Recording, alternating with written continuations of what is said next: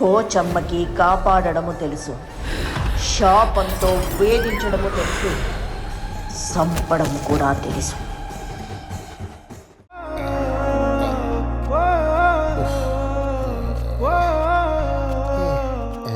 మావయ్య, మా నాన్న ఒంట్లో బాలేదని ఎంత టెన్షన్ పడదు తెలుసా?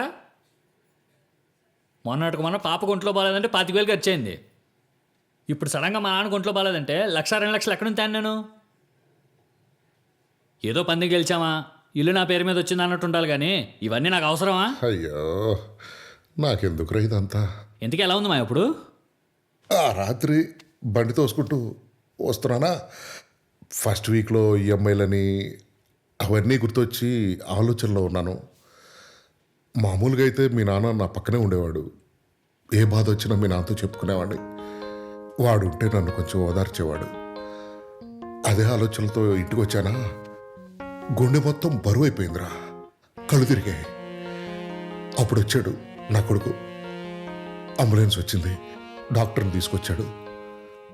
నీ భవిష్యత్తు కోసం దాచిన డబ్బులు ఏంట్రా ఇలా నా కోసం ఖర్చు పెడుతున్నావనంటే,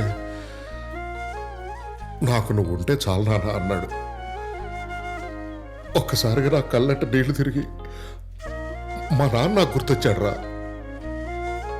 ఏదో పిచ్చి చెట్టు దేనికి పనికిరాదని పెంచినా మనం ఎండలో బయట తిరిగి వస్తే పైనుంచి నీడనిచ్చి గాలి వీస్తే ఎలా ఉంటుందో రాత్రి నా కొడుకుని చూస్తే ఎలా అనిపించిందిరా.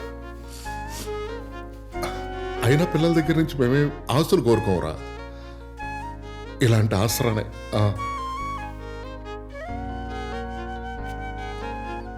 అరే ఆనంద్, నీకో విషయం చెప్పడం మర్చిపోయాను.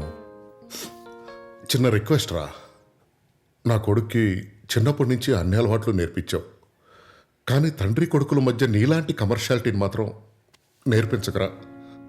ఏదో వాళ్ళ నాన్న గొప్పోడని వాడు భ్రమలో బతికేస్తున్నాడు. వాడిని అలా వదిలేరా.